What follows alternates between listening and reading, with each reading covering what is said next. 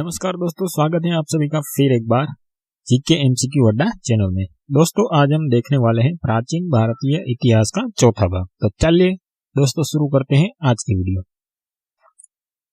प्रश्न 1, गौतम बुद्ध का जन्म कब हुआ था? तो याद रखिएगा दोस्तों, गौतम बुद्ध का जन्म 563 ईसा पूर्व में लुम्बिनी नामक ग्राम में गौतम बुद्ध का जन्म हुआ था।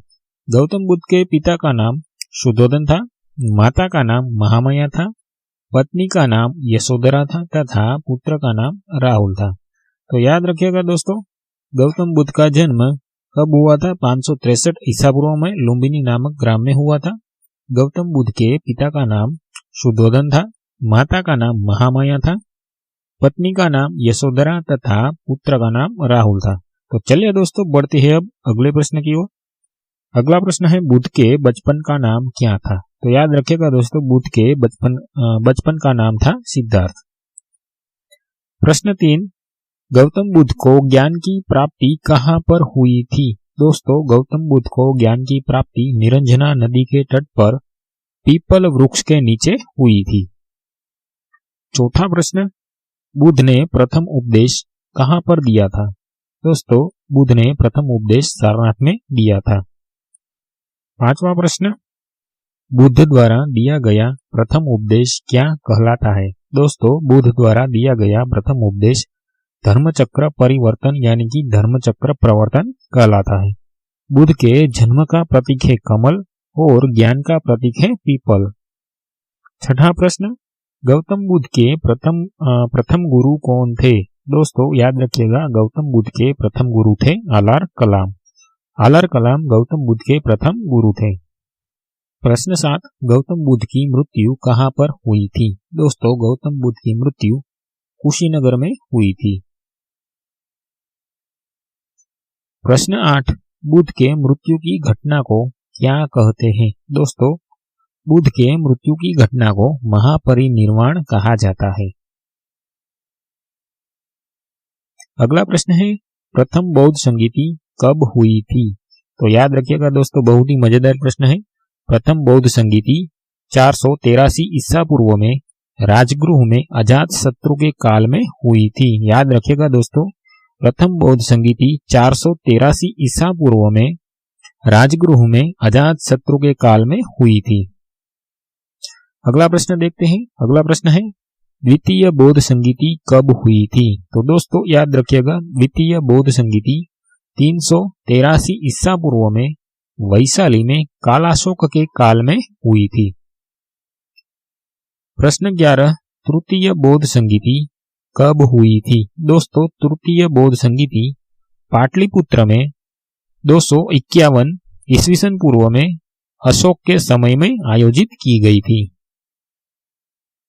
12वां प्रश्न, चतुर्थ बौद्ध संगीति कब हुई थी?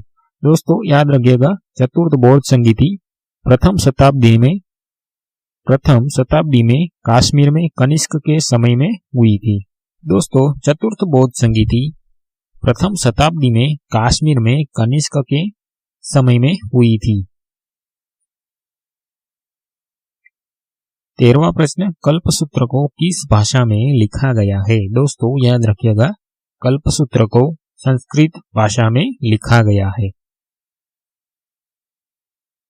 अगला प्रश्न है, जैन धर्म के दो संप्रदाय कौन से हैं? दोस्तों याद रखिएगा, जैन धर्म के दो संप्रदाय हैं, एक श्वेतांबर और दूसरा है दिगंबर। ये दोनों जैन धर्म के संप्रदाय हैं। 15वां प्रश्न, जैन धर्म का प्रतीक चिन्ह क्या है? दोस्तों याद रखिएगा, जैन धर्म का प्रतीक है सिंह। प्रश्न 16, महावीर की मृत्यु 72 वर्ष की आयु में कहां पर हुई थी? तो दोस्तों महावीर की मृत्यु 72 वर्ष की आयु में पावापुरी में हुई थी। 17वां प्रश्न, प्रथम जैन सभा कहां पर आयोजित की गई थी? दोस्तों प्रथम जैन सभा पाटलिपुत्र में आयोजित की गई थी। अगला प्रश्न है, दूसरी जैन सभा का आयोजन कहां पर हुआ था?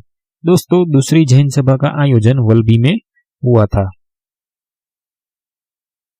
प्रश्न 19, खजुराहो में जैन मंदिरों का निर्माण किस वंश के शासकों ने कराया था? दोस्तों प्रश्न को ध्यान से सुनिएगा। खजुराहो में जैन मंदिरों का निर्माण किस वंश के शासकों ने कराया था? तो दोस्तों इसका उत्तर आता है चंदेल शासकों ने खजुराहो में जैन मंदिरों का निर्माण करवाया था। प्रश्न 20, हर्यक वंश का प्रथम शक्तिशाली राजा कौन था?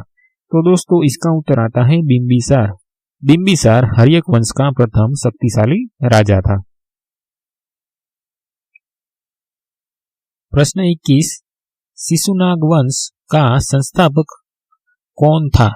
दोस्तों याद रखिएगा, शिशुनाग वंश का संस्थापक राजा शिशुनाग था। प्रश्न 22, नंद वंश का संस्थापक कौन था? दोस्तों महापद्मानंद नंद वंश का संस्थापक राजा था।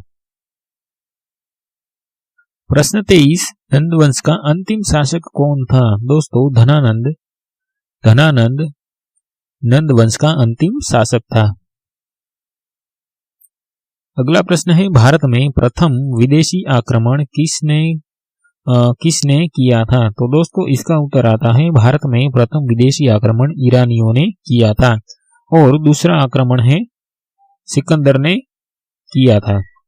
तो याद रखिएगा दोस्तों इस प्रश्न को, भारत में प्रथम विदेशी आक्रमण ईरानियों ने किया था और दूसरा आक्रमण सिकंदर ने किया था। तो दोस्तों इस वीडियो को हम यहीं समाप्त करते हैं और मिलते हैं एक नए वीडियो में।